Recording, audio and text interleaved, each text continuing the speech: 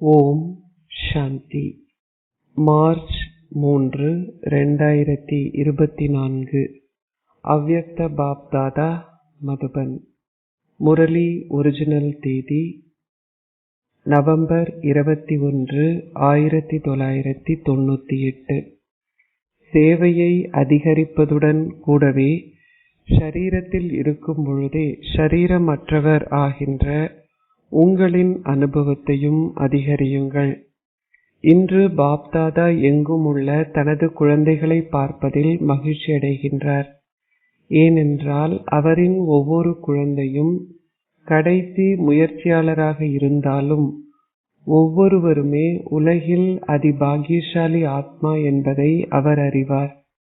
பாக்கியத்தை அருள்பவரான தந்தையை அறிந்து இனம் கண்டு கொள்வதன் மூலம் நீங்கள் பாக்கியத்தை அருள்பவரின் நேரடி குழந்தைகள் ஆகியுள்ளீர்கள். இந்த கல்பம் முழுவதிலும் வேறு எந்த ஓர் ஆத்மாவிற்கும் இந்த பாக்கியம் இல்லை. வேறு எவரும் இத்தகைய பாக்கியத்தை பெறுவது சாத்தியமும் அல்ல. இத்துடன் கூடவே வேறு எவரும் உங்களைப் போன்று செழிப்பானவர்களோ அல்லது செல்வந்தர்களோ அல்ல. ஒருவர் எத்தனை கோடீஸ்வரராக இருந்தாலும் குழந்தைகளான நீங்கள் பெறுகின்ற பொக்கிஷங்களை பொறுத்தவரை வேறு எவரையும் உங்களுடன் ஒப்பிட முடியாது. ஏனென்றால் குழந்தைகளான நீங்கள் ஒவ்வொரு அடியிலும் பல மில்லியன்கள் வருமானத்தை சம்பாதிக்கின்றீர்கள்.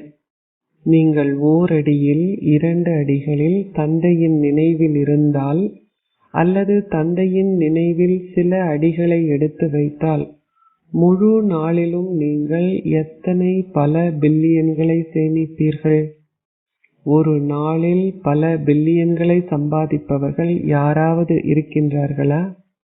இதனாலேயே அனைவரிலும் அதிபாகியசாலிகளை நீங்கள் பார்க்க விரும்பினால் அல்லது உலகிலேயே அதி செல்வந்தர்களை நீங்கள் பார்க்க விரும்பினால் தந்தையின் குழந்தைகளை பாருங்கள்.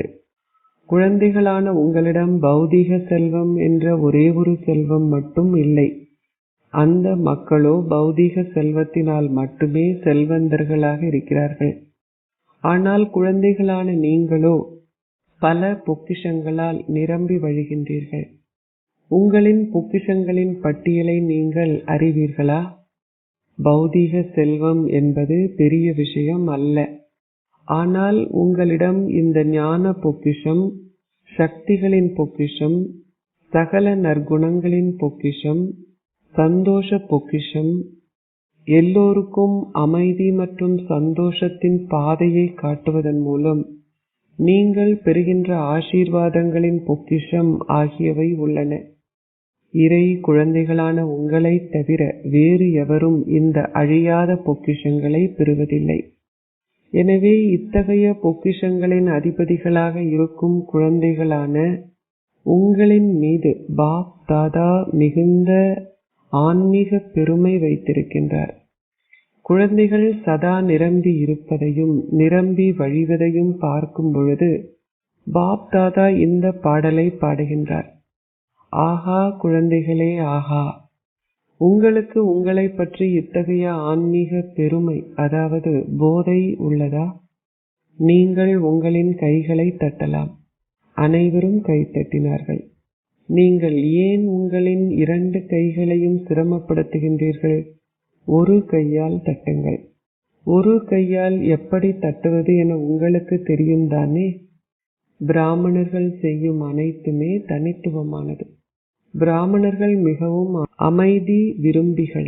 ஆகவே அமைதியாக கைத்தட்டுவது நல்லதே. உங்கள் அனைவருக்கும் இந்த போதை உள்ளது. எதிர்காலத்திலும் அது உங்களிடம் இருக்கும். இதற்கு உத்தரவாதம் உள்ளது.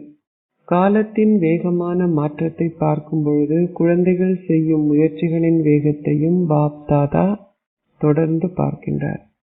ஒவ்வொரு குழந்தையும் தனது ஜீவன் முக்தி நிலையில் இருப்பதை காணவே பாப்தாதா சதா விரும்புகின்றார். நீங்கள் அனைவருக்கும் இந்த சவாலை விடுக்கின்றீர்கள். வந்து தந்தையிடமிருந்து முக்தி மற்றும் ஜீவன் முக்திக்கான ஆஸ்தியை பெற்றுக்கொள்ளுங்கள். எவ்வாறாயினும் நீங்கள் ஏற்கனவே முக்தி மற்றும் ஜீவன் முக்திக்கான ஆஸ்தியை பெற்றுவிட்டீர்கள் தானே? அல்லது நீங்கள் அதை பெறவில்லையா? நாம் அதை பெற்றுவிட்டோம். உங்களால் முக்தி அல்லது ஜீவன் முக்தி வாழ்க்கையை சத்யுகத்திலோ அல்லது முக்தி தாமத்திலோ அனுபவம் செய்ய முடியாது. நீங்கள் முக்தி மற்றும் ஜீவன் முக்திக்கான வாழ்க்கையின் ஆஸ்தியை இப்பொழுது சங்கம யுகத்திலேயே அனுபவம் செய்ய வேண்டும். இக்கட்டான சூழ்நிலைகளில் இந்த வாழ்க்கையை வாழும் பொழுது சூழ்நிலைகளும் பிரச்சனைகளும் சூழலும் இரட்டிப்பாக பிரச்சனையை கொடுத்தால் நீங்கள் அவை அனைத்தினதும் எந்தவிதமான ஆதிக்கத்தில் இருந்தும் விடுபட்டிருக்க வேண்டும். இந்த வாழ்க்கையை வாழும் பொழுது நீங்கள் இந்த பந்தனங்கள் அனைத்திலும் இருந்தும் விடுபட வேண்டும். ஒரே ஒரு சூட்சுமமான பந்தனம் கூட இருக்கக்கூடாது. இந்த அளவிற்கு நீங்கள் ஜீவன் முக்தி ஆகிவிட்டீர்களா அல்லது இறுதியில் தான் அப்படி ஆகுவீர்களா? இப்பொழுதே இப்படி ஆகுவீர்களா அல்லது இறுதியில் அப்படி ஆகுவீர்களா? இறுதியில் அப்படி ஆகுவதற்கு பதிலாக இப்பொழுதே அப்படி ஆக வேண்டும் என்று நினைப்பவர்கள் அல்லது அப்படி தாம் ஆகிவிட்டோம் என நினைப்பவர்கள் அல்லது தாம் அப்படி ஆகுவோம் என நினைப்பவர்கள் உங்களின் கைகளை உயர்த்துங்கள். அனைவரும் தமது கைகளை உயர்த்தினார்கள். நீங்கள் 2 சந்தர்ப்பங்களுக்கும் உங்களின் கைகளை உயர்த்துகின்றீர்கள். நீங்கள் மிகவும் கெட்டிக்காரர்கள். நீங்கள் இப்பொழுது கெட்டிக்காரர்களாக இருக்கலாம். ஆனால் பாப்தாதா இப்பொழுது மிக தெளிவாக கூறுகின்றார், தயவு செய்து கவனம் செலுத்துங்கள். தந்தை நிச்சயமாக ஒவ்வொரு பிராமண குழந்தையையும் பந்தனத்திலிருந்து விடுவித்து ஜீவன் முக்தியாக ஆக்க வேண்டி உள்ளது. அவர் எந்த ஒரு வழிமுறையை பயன்படுத்தியாவது நிச்சயமாக உங்களை இவ்வாறு ஆக்க வேண்டி உள்ளது. வழிமுறைகள் என்னவென்று அறிந்திருக்கும் அளவிற்கு நீங்கள் கெட்டிக்காரர்கள் தானே? நீங்களே இவ்வாறு ஆக வேண்டும். நீங்கள் விரும்பினாலும் விரும்பாது விட்டாலும் நீங்கள் இப்படி ஆக வேண்டும். இப்பொழுது நீங்கள் என்ன செய்வீர்கள்? நாம் இப்பொழுது இப்படி ஆகுவோம் என்று கூறப்பட்டது. உங்கள் வாயில் குலாப் ஜாமுன் இருப்பதாக, அதாவது இது உண்மையாகட்டும். நீங்கள் அனைவரும் உங்களின் வாயில் ஒரு குலாப் ஜாமுனை பெற்றீர்களா? எவ்வாறாயினும் இந்த குலாப் ஜாமுன் இந்த நேரத்தில் பந்தனத்திலிருந்து விடுபடுவதற்காகும். குலாப் ஜாமுனை வெறுமனே உண்ணாதீர்கள். இந்த மண்டபம் மிக அழகாக இருக்கிறது. இங்கிருந்து பார்க்கும்பொழுது உண்மையில் அது ஒரு மாலையை போன்றே காட்சியளிக்கிறது. கதிரைகளில் இருப்பவர்களின் மாலையும் தயாராக உள்ளது. அது நல்லது. ஏதோ ஒரு காரணத்தினால் நீங்கள் இப்பொழுது நாற்காலியில் அமர்ந்திருக்கிறீர்கள். இந்த நேரத்தில் நீங்கள் நாற்காலிகளை பெற்றுள்ளீர்கள். அதேபோல் இறுதி கணத்தில் நீங்கள் ஜீவன் முக்தி என்ற நாற்காலியில் அமரும்படி பாப்தாதா விசிலை ஊதும் பொழுது நீங்கள் நாற்காலியில் அமர்வீர்களா அல்லது இப்பொழுது இந்த நாற்காலிகளில் மட்டும் அமர்ந்திருப்பது போதுமானதா? நீங்கள் நாற்காலிகளில் அமர்ந்திருக்கலாம். இப்பொழுது தரையில் அமர்ந்திருப்பவர்கள் அந்த நேரத்தில் நாற்காலிகளை பெறமாட்டார்கள் என்பதல்ல, இல்லை, நீங்களே முதலில் பெறுவீர்கள். தரையில் அமர்வது என்றால் அது தவத்தின் அடையாளமாகும். அது நல்ல ஆரோக்கியத்தின் அடையாளம். உங்களின் தபஸ்யாவின் மூலமாக நீங்கள் இந்த ஆரோக்கியத்தையும் அத்துடன் பொக்கிஷங்களின் செல்வத்தையும் பெற்றுள்ளீர்கள். எனவே எங்கே ஆரோக்கியமும் செல்வமும் இருக்கிறதோ அங்கே நிச்சயமாக சந்தோஷம் இருக்கும். நீங்கள் ஆரோக்கியமாகவும் செல்வந்தர்களாகவும் இருப்பது நல்லதே. இன்று பாப்தாதா குழந்தைகளுக்கிடையே 3 வகையான ஸ்திதிகளை பார்த்தார். ஒரு குழுவினர் முயற்சியாளர்களுடையது. சிலர் முயற்சியாளர்களாக இருக்கிறார்கள், மற்றோர் தீவிர முயற்சியாளர்களாக இருக்கிறார்கள். 2வது வகையினர் தமது முயற்சிகளின் பேராக ஜீவன் முக்தி ஸ்திதியை அனுபவம் செய்பவர்கள். எவ்வாறாயினும் கடைசி வகையினர் ஷரீரத்தில் இருக்கும் பொழுதே ஷரீரமற்ற ஸ்திதியை அனுபவம் செய்யும் முழுமையான ஸ்திதியை கொண்டிருப்பவர்கள். பாப்தாதா இந்த 3 ஸ்திதிகளையும் கண்டார். முயற்சி செய்யும் ஸ்திதியிலேயே அதிக எண்ணிக்கையானவர்கள் இருப்பதை அவர் கண்டார். ஜீவன் முக்தி வாழ்க்கையின் வெகுமதி என்பது நீங்கள் ஒரு நிலையத்தின் கருவி ஆகுவதோ நல்லதோர் பேச்சாளர் ஆகுவதோ அல்லது நாடகத்தின்படி விசேஷமான வெவ்வேறு வகையான சேவைகளுக்கு கருவி ஆகுவதோ அல்ல. அது உங்களின் முயற்சிகளுக்கான வெகுமதி அல்ல. அது நீங்கள் முன்னேறி செல்வதற்கும் அனைவரிடமிருந்தும் ஆசீர்வாதங்களை பெறுவதற்கும் உங்களுக்கு உதவி செய்யும் ஓர் உயர்த்தியே ஆகும். எவ்வாறாயினும் உண்மையான வெகுமதி என்பது ஜீவன் முக்தி வாழ்க்கையே ஆகும். எவ்விதமான பந்தனமும் இருக்கக்கூடாது. ஞானம் இல்லாமல் சாதாரணமாக இருப்பவர்களின் உருவத்தை பல கயிறுகளால் கட்டப்பட்டிருப்பதாக நீங்கள் சித்தரிக்கின்றீர்கள். அவை ஞானமில்லாத ஆத்மாக்களுக்கு உண்மையில் இரும்பு சங்கிலிகள் ஆகும். அவை பெரிய பந்தனங்கள். எவ்வாறாயினும் ஞானி ஆத்மாக்களாக இருக்கும் குழந்தைகளுக்கு மிகவும் சூட்சுமமான கவர்ச்சியான இழைகள் காணப்படுகின்றன. உங்களிடம் இப்பொழுது வெளியில் தெரியக்கூடிய இரும்பு சங்கிலிகள் இல்லை. ஆனால் உங்களிடம் மிகவும் சூட்சுமமான ராஜரீகமான பந்தனங்கள் காணப்படுகின்றன. உங்களின் சொந்த ஆளுமையை பார்க்கும் பொழுது இந்த நூல்கள் புலப்படுவதில்லை. உங்களின் நல்ல தன்மையை நீங்கள் உணர்கின்றீர்கள். உங்களிடம் உண்மையில் அந்த நல்ல தன்மை இல்லை. ஆனால் நீங்கள் மிகவும் நல்லவர்கள், மிக வேகமாக முன்னேறி செல்கின்றீர்கள் என நீங்கள் உணர்கின்றீர்கள். எனவே பெரும்பாலானோரிடம் இந்த பந்தன வாழ்க்கையின் நூல்கள் இருப்பதை பாப் தாதா பார்த்தார். உங்களிடம் ஒரு பந்தனம் இருந்தாலும் அல்லது அரை பந்தனம் இருந்தாலும் முற்று முழுதாக ஜீவன் முக்தி அடைந்தவர்கள் மிக சிலரே காணப்படுகிறார்கள். அதனால் இந்த கணக்கினால் இரண்டாவது ஸ்திதியானது ஜீவன் முக்தி வாழ்க்கையை வாழ்வது என்பதை பாப்தாதா பார்த்தார். கடைசி ஸ்திதியானது ஷரீரமற்றவர் ஆகுதல் மற்றும் உங்களின் ஷரீரத்திலிருந்து பற்றற்று இருப்பது. இந்த ஸ்திதியை உருவாக்குவதற்கு பாபா விவரித்த இந்த ஸ்திதியை உருவாக்குவதற்கு நீங்கள் அதிக அளவு கவனம் செலுத்த வேண்டும். 1999 ஆண்டு வரும் பொழுது என்ன நடக்கும் என குழந்தைகள் அனைவரும் கேட்கிறார்கள். நாங்கள் என்ன செய்வது, நாங்கள் என்ன செய்யக்கூடாது? பாப்தாதா கூறுகின்றார், 1999 என்ற இந்த விஷயத்தை ஒரு புறம் வையுங்கள். இப்பொழுதிலிருந்தே நீங்கள் அதிக அளவில் ஷரீரமற்ற ஸ்திதியை அனுபவம் செய்ய வேண்டும். இப்பொழுது எத்தகைய சூழ்நிலைகள் வந்தாலும் அத்துடன் இன்னமும் வரவிருக்கும் சூழ்நிலைகளுக்கும் நீங்கள் அதிக அளவில் ஷரீரமற்ற ஸ்திதியை பயிற்சி செய்ய வேண்டும். ஆகவே மற்ற அனைத்தையும் ஒரு புறம் வையுங்கள். அத்துடன் இது நடக்குமா அல்லது இது நடக்காதா போன்ற கேள்விகளையும் ஒரு புறம் வையுங்கள்.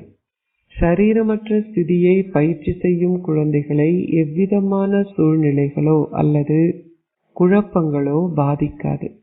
இயற்கையின் பஞ்சபூதங்களும் உங்களை அசைப்பதற்காக தங்களால் முடிந்த அளவு முயற்சி செய்தாலும் ஷரீரமற்ற ஸ்திதியை பயிற்சி செய்பவர்கள் முற்றிலும் ஆட்டி அசைக்க முடியாதவர்களாக இருப்பார்கள்.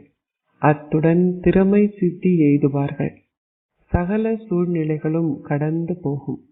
நீங்கள் தந்தை பிரம்மாவை போல் திறமை சித்தி எய்தும் ஒருவர் என்ற அத்தாட்சியை கொடுப்பீர்கள். பாப் தாதா அவ்வப்போது உங்களுக்கு சிக்னல் கொடுக்கின்றார். தொடர்ந்தும் அவ்வாறே செய்வார். நீங்கள் பல விஷயங்களை பற்றி நினைக்கின்றீர்கள், அத்துடன் திட்டங்களையும் செய்கிறீர்கள். நீங்கள் அப்படியே செய்யலாம். நீங்கள் இந்த விஷயங்களை பற்றி சிந்திக்கலாம். ஆனால் ஆச்சரியத்துடன் அல்ல, வியப்புடன் என்ன நடக்கப் போகிறதோ என்று நினைக்காதீர்கள். இவற்றை பற்றி ஷரீரமற்றவராகவும் ஒரு பற்றற்ற பார்வையாளராகவும் இருந்த வண்ணம் சிந்தியுங்கள். ஒரு திட்டத்தை செய்யுங்கள். அதன் பின்னர் ஒரு வினாடியில் முற்றிலும் தெளிவான ஸ்திதியை உடையவர் ஆகுங்கள். இந்த ஸ்திதியே இப்பொழுது தேவைப்படுகிறது. ஷரீரமற்ற ஸ்திதியானது சகல சூழ்நிலைகளையும் இலகுவாக வெற்றி கொள்வதற்கு உங்களுக்கு உதவி செய்கிறது. எப்படி முகில்கள் வந்து போகின்றனவோ அதுபோல் ஷரீரமற்ற நிலையில் இருப்பவர்கள் ஆட்டி அசைக்க முடியாதவர்களாக இருந்து தொடர்ந்து விளையாட்டுகளை பார்ப்பார்கள். இறுதி கணங்களை பற்றி சிந்திப்பதற்கு பதிலாக உங்களின் இறுதி ஸ்திதியை பற்றி சிந்தியுங்கள். எங்கும் என்ன நடக்கிறது என்பதை பற்றிய செய்திகளை பாப்தாதா தொடர்ந்தும் கேட்கின்றார். கலைப்பற்ற சேவையாளர்களுக்கு பாப்தாதாவும் தனது இதயபூர்வமான வாழ்த்துக்களை தெரிவிக்கின்றார். நீங்கள் அதிகளவு ஊக்கத்துடனும் உற்சாகத்துடனும் மிக நன்றாக சேவை செய்கிறீர்கள். தொடர்ந்து இதை செய்யுங்கள். எவ்வாறாயினும் சேவை செய்வதற்கும் உங்களின் ஸ்திதிக்கும் இடையிலான சமநிலை சில நேரங்களில் ஒரு புறமும் சில நேரங்களில் மறுபுறமும் அசைந்து கொண்டே இருக்கின்றன. ஆகவே நீங்கள் அதிகளவு சேவை செய்யலாம். பாப்தாதா நீங்கள் சேவை செய்வதற்கு இல்லை என கூறுவதில்லை. நீங்கள் அதை முழு முனைப்புடனும் உற்சாகத்துடனும் செய்யலாம். எவ்வாறாயினும் சதா சேவை செய்வதற்கும் உங்களின் ஸ்திதிக்கும் இடையில் ஒரு சமநிலையை பேணுங்கள். உங்களின் ஸ்திதியை உருவாக்குவதற்கு சிறிதளவு முயற்சி தேவைப்படும். ஆனால் சேவையை இலகுவாக செய்ய முடியும். இதனாலேயே சேவையின் சக்தியானது உங்களின் ஸ்திதியின் சக்தியை விட சிறிது அதிகளவாக உள்ளது. இந்த சமநிலையை பேணுங்கள். அதன் மூலம் தொடர்ந்து பாப்தாதாவிடமிருந்தும் உங்களுடன் தொடர்பில் அல்லது உறவு முறைகளில் வருகின்ற ஆத்மாக்களிடமிருந்தும் பிராமண குடும்பத்தின் ஆத்மாக்களிடமிருந்தும் தொடர்ந்து ஆசீர்வாதங்களை பெற்றுக்கொள்ளுங்கள். உங்களின் கணக்கில் அதிகளவு பொக்கிஷங்களை சேமியுங்கள். இந்த நேரத்தில் ஆத்மாக்களான உங்களின் கணக்கில் ஆசீர்வாதங்கள் நிரம்பி இருக்க வேண்டும்.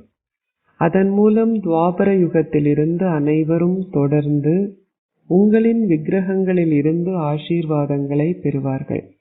நீங்கள் பல பிறவிகளுக்கு ஆசீர்வாதங்களை கொடுக்க வேண்டும். ஆனால் இந்த ஒரு பிறவியிலேயே நீங்கள் இந்த ஆசீர்வாதங்களை சேமித்துக் கொள்ள வேண்டும். ஆகவே நீங்கள் என்ன செய்வீர்கள்? சதா உங்களின் ஸ்திதியை உங்களின் முன்னால் வைத்திருந்து தொடர்ந்து சேவையில் முன்னேறி செல்லுங்கள். என்ன நடக்கும் என்று நினைக்காதீர்கள். பிராமண ஆத்மாக்களுக்கு அனைத்தும் நன்மைக்கே. நடக்கவிருக்கும் அனைத்தும் நன்றாகவே இருக்கும். எவ்வாறாயினும் சமநிலையை பேணுபவர்களுக்கு மட்டுமே அது எப்பொழுதும் நன்றாக இருக்கும். இந்த சமநிலை உங்களிடம் இல்லாது விட்டால் சில நேரங்களில் எல்லாம் நன்றாக இருக்கும், சில நேரங்களில் எல்லாம் அவ்வளவு நன்றாக இருக்காது. நீங்கள் இப்பொழுது என்ன செய்ய வேண்டும் என்பதை கேட்டீர்களா? இந்த விஷயங்களை பற்றி ஒரு கேள்விக்குறியுடன் அல்லது ஒரு வியப்புக்குறியுடன் சிந்திக்காதீர்கள். இது நடக்குமா அல்லது இதுதான் நடக்கும் என நினைக்காதீர்கள். இது உங்களின் ஸ்திதியை தளம்பலடைய செய்யும். உங்களுக்கு புரிகின்றதா? வெளிநாட்டவர்களின் குழுவினர் எழுந்து நில்லுங்கள். பாப்தாதா வெளிநாட்டவர்களின் ஒரு சிறப்பு இயல்பை விரும்புகின்றார். அது என்ன? ஒவ்வொரு மூலையிலும் தந்தைக்கு ஓரிடம் அமைக்க வேண்டும் என்ற ஊக்கமும் உற்சாகமும் உங்கள் அனைவருக்கும் அதிக அளவில் உள்ளது. நீங்கள் அதை நடைமுறையில் செய்துள்ளீர்கள். இந்த வருடம் எத்தனை புதிய நிலையங்களை நீங்கள் உருவாக்கி உள்ளீர்கள்? 12 - 15 வரை என்று சொல்லப்பட்டது. எங்கும் செய்தியை கொடுக்க வேண்டும் என்ற நல்ல உற்சாகம் உங்களுக்கு இருக்கிறது. இந்த லட்சியம் மிகவும் நல்லது. நீங்கள் எங்கே சென்றாலும் அங்கே யாரையாவது ஒரு கருவி ஆக்க வேண்டும் என்ற மிக நல்ல லட்சியத்தை கொண்டுள்ளீர்கள். இதுவே உங்களின் சிறப்பியல்பாகும். நீங்கள் ஒவ்வொருவரும் சேவைக்கான கருவி ஆகுவதற்கு உங்களால் முடிந்த அளவிற்கு முன் வருகின்றீர்கள். நீங்கள் அதை நடைமுறையிலும் செய்கின்றீர்கள். ஒவ்வொரு வீட்டிலும் பாபாவின் வீடு இருக்க வேண்டும் என நீங்கள் அனைவரும் நினைக்கின்றீர்கள். இந்த ஊக்கமும் உற்சாகமும் மிகவும் நல்லதே. ஆகவே நீங்கள் ஊக்கத்துடனும் உற்சாகத்துடனும் முன்னேறி செல்வதற்காக பாப்தாதா உங்களுக்கு முன்கூட்டியே வாழ்த்துக்களை தெரிவிக்கின்றார். பாப்தாதா வெளிநாட்டவர்களுக்கு, அதாவது உலக நன்மைக்கு கருவிகளாக இருக்கும் குழந்தைகளுக்கு கூறுகின்றார். வெளிநாட்டை சார்ந்த குழந்தைகளான நீங்கள் இப்பொழுது சேவையிலும் உங்களின் ஷரீரமற்ற ஸ்திதியை உருவாக்குவதிலும் முதலாம் இலக்கத்தவர்கள் ஆக வேண்டும். நீங்கள் இப்படி ஆக விரும்புகின்றீர்களா? எப்பொழுது? 1999 அல்லது 2000ஆம் ஆண்டிலா? எப்பொழுது என கூறாதீர்கள், இப்பொழுதே என கூறுங்கள். நீங்கள் அவ்யக்த தந்தையிடமிருந்து பெறுகின்ற பராமரிப்பின் நடைமுறை அத்தாட்சியை காட்ட வேண்டும். ஷரீரமற்ற ஸ்திதி மூலமே தந்தை பிரம்மா அவ்யக்தமாகவும் கர்மாத்தீதாகவும் ஆகினார்.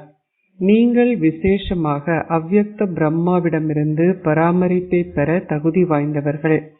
அதனால் அவ்யக்த பராமரிப்பின் பலனை ஷரீரமற்றவர் ஆகுவதன் மூலம் சேவை செய்வதற்கும் உங்களின் ஸ்திதிக்கும் இடையிலுள்ள சமநிலையின் ரூபத்தில் நீங்கள் தந்தைக்கு கொடுக்க வேண்டும். இது ஓகேயா? நீங்கள் இதை ஏற்றுக்கொள்வீர்களா? நீங்கள் இதை செய்ய வேண்டும். இதை பற்றி பார்ப்போம் அல்லது நாம் அதை பற்றி சிந்திப்போம் என நீங்கள் கூறாதீர்கள் என நீங்கள் கூறுவீர்கள் என பாப்தாதா நினைக்கவில்லை. இல்லை, நீங்கள் இதை செய்ய வேண்டும். உங்களுடைய சொந்த மொழியில் கூறுங்கள், நான் இதை செய்ய வேண்டும். தொலைக்காட்சியில் பார்த்து கொண்டிருக்கும் அனைவரும் நீங்கள் அனைவருமே இதை கூறுகின்றீர்களா? பாரதத்தில் அல்லது வெளிநாடுகளில் நீங்கள் தொலைக்காட்சியில் பார்த்து கொண்டிருந்தாலும் அனைவருக்குமே இதை நிச்சயமாக செய்ய வேண்டும் என்ற உற்சாகத்தை கொண்டிருப்பதை பாப்தாதா பார்க்கின்றார். நான் நிச்சயமாக இதை செய்வேன். முன்கூட்டியே அதற்கு நல்வாழ்த்துக்கள்.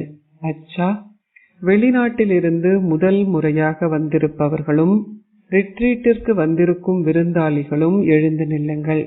இது மிகவும் நல்லது. நீங்கள் அனைவரும் முதலாம் இலக்கத்தை பெறுவீர்கள். ரிட்ரீட் முடிந்த பின்னரும் தங்கியிருந்த விருந்தாளிகளை சந்திக்கின்றார். இது மிகவும் நல்லது. நீங்கள் இங்கே விருந்தாளிகளாக வந்தீர்கள். இப்பொழுது தந்தையின் உரிமையையும் பெற்றுள்ளீர்கள். நீங்கள் சகல உரிமைகளையும் பெற்றுள்ளீர்கள் தானே? உங்களிடம் சகல உரிமைகளும் உள்ளதா? இப்பொழுது தொடர்ந்து முன்னேறி செல்லுங்கள். பாப்தாதா குளோபல் வைத்தியசாலையின் நம்பிக்கை பொறுப்பாளர்களை சந்திக்கின்றார். நீங்கள் அனைவரும் இரட்டை நம்பிக்கை பொறுப்பாளர்கள் ஆவீர்கள். ஒன்று வீட்டில் வாழும் பொழுது ஒரு நம்பிக்கை பொறுப்பாளராக இருப்பது, மற்றொன்று வைத்தியசாலையில் வாழும் பொழுது நம்பிக்கை பொறுப்பாளராக இருப்பது.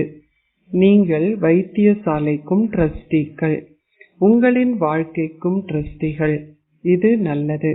வைத்தியசாலையானது ஆத்மாக்களுக்கும் அதே நேரத்தில் ஷரீரங்களுக்கும் சேவை செய்கிறது.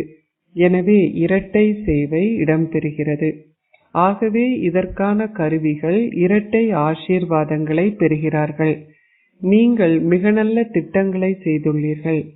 சேவை செய்வதற்கான வாய்ப்பை பெற்றுக்கொள்வது என்றால் ஒரு சான்சலர் ஆகுதல் என்று அர்த்தம். இது உலக ரீதியான சான்சலர் அல்ல, ஆனால் ஆன்மீக பல்கலைக்கழகத்தின் சான்சலர். இது நல்லது. ஆஸ்திரேலியாவை சார்ந்தவர்கள் ஒலிம்பிக் விளையாட்டுகளின் போது பெரியதோர் நிகழ்ச்சியை செய்ய போகிறார்கள். அவர்களின் திட்டம் பாப்தாதாவிற்கு காட்டப்பட்டது. எங்கு ஊக்கமும் உற்சாகமும் இருக்கிறதோ அங்கு அனைவரும் ஒரே வழிகாட்டலில் ஒற்றுமையாக இருக்கின்றார்களோ அங்கே வெற்றிக்கு உத்தரவாதம் உள்ளது. இது நல்லது. நீங்கள் இதை செய்யலாம். பாபாவின் பெயரை வெளிநாட்டில் மகிமைப்படுத்துங்கள். இது மிகவும் நல்லது. பாரதத்தில் இருந்து வந்துள்ளவர்களுக்கு பாப்தாதா பாரதத்தில் அவதரித்துள்ளார். அவர் அவர்களை சந்திக்க வரும்பொழுது பாரதத்திற்கே அவர் வருகின்றார் என்ற விசேஷமான போதை உள்ளது. எனவே உங்களுக்கு இரட்டை போதை இருக்கிறதல்லவா? பாரதம் வெளிநாடுகளுக்கு செய்தியை கொடுத்தது. எனவே பாரதம் தனது வெளிநாட்டு குடும்பத்தை கண்டுபிடித்து அதை ஒரே குடும்பம் ஆக்கியுள்ளது. இதனாலேயே பாரதத்தில் உள்ள குழந்தைகள் எப்பொழுதும் மிகவும் முக்கியமானவர்கள். பாரதத்தின் முக்கியத்துவம் அதிகரிக்கப் போகிறது. இதன் அர்த்தம் பாரத மக்களின் முக்கியத்துவமும் அதிகரிக்கப் போகிறது என்பதே ஆகும். ஆகவே இங்கே வந்திருக்கும் குழந்தைகள் அனைவரும் புதியவர்களும் பழையவர்களும் மிகுந்த அன்புடனேயே வந்திருக்கிறார்கள். குழந்தைகள் அனைவருடைய அன்பையும் அவர்கள் எங்கும் செய்கின்ற சேவையில் ஒத்துழைப்பதையும் பார்த்து பாப் தாதா மகிழ்ச்சியடைகின்றார். குழந்தைகளும் சதா சந்தோஷமாகவே இருக்கிறார்கள். நீங்கள் சந்தோஷமாக இருக்கின்றீர்களா? உங்களின் சந்தோஷம் ஒருபொழுதும் குறைவடைய அனுமதிக்காதீர்கள். இது தந்தையிடமிருந்து பெறப்படும் விசேஷமான பொக்கிஷமாகும். ஆகவே ஒரு பொழுதும் உங்களின் சந்தோஷத்தை கைவிடாதீர்கள். சதா சந்தோஷமாகவே இருங்கள். அச்சா, எங்குமுள்ள அதி பாக்கியசாலிகளுக்கு, அதி மேன்மையான பொக்கிஷங்களின் அதிபதிகளுக்கு சேவை செய்வதற்கும் தமது ஸ்திதிக்கும் இடையில் ஒரு சமநிலையை எப்பொழுதும் பேணுகின்ற ஞானி ஆத்மாக்களுக்கு, சகல சக்திகளாலும் நிரம்பியிருக்கும் ஆத்மாக்களுக்கும், சதா பந்தனத்திலிருந்து விடுபட்டு ஜீவன் முக்தி வாழ்க்கை வாழும் ஆத்மாக்களுக்கு பாப் தாதாவின் அன்பும் நினைவும் நமஸ்காரங்களும் உரித்தாகட்டும். ஆசீர்வாதம். நீங்கள் இறை பணியில் ஒத்துழைப்பதன் மூலமும் அதனால் அனைவருடைய ஒத்துழைப்பை பெறுவதன் மூலமும் வெற்றி சுரூபம் ஆகுவீர்களாக. அனைவருடைய ஊக்கமும் உற்சாகமும் இருக்கும் பொழுது வெற்றி மிகவும் நெருங்கி வந்து உங்களின் கழுத்து மாலை ஆகிவிடும். எந்த ஒரு பெரிய பணிக்கும் அனைவருடைய ஒத்துழைப்பு என்னும் விரல் தேவைப்படுகிறது. ஒவ்வொருவருக்கும் சேவை செய்வதற்கான வாய்ப்பு கிடைக்கிறது. எவருமே உங்களால் அதை செய்ய முடியாது அல்லது உங்களுக்கு நேரம் இல்லை என சாக்கு போக்கு கூறக்கூடாது. நடக்கும்போதும் உலா வரும்போதும் 10 நிமிடங்களாயினும் சேவை செய்யுங்கள். உங்களின் ஆரோக்கியம் நன்றாக இல்லாதுவிட்டால் வீட்டில் இருந்த வண்ணம் சேவை செய்யுங்கள். உங்களின் மனதால், உங்களின் சந்தோஷமான மனோபாவத்தால், சந்தோஷத்தை வழங்கும் உங்களின் ஸ்திதியால் சந்தோஷ உலகை உருவாக்குங்கள். இறை பணியில் ஒத்துழைப்பு கொடுங்கள். நீங்கள் அனைவருடைய ஒத்துழைப்பையும் பெறுவீர்கள். ஸ்லோகம். ஜடப்பொருளின் அதிபதி என்ற உங்களின் ஆசனத்தில் நிலையாக இருங்கள். அப்பொழுது இக்கட்டான சூழ்நிலைகளின் போது நீங்கள் குழப்பமடைய மாட்டீர்கள். ஓம் சாந்தி.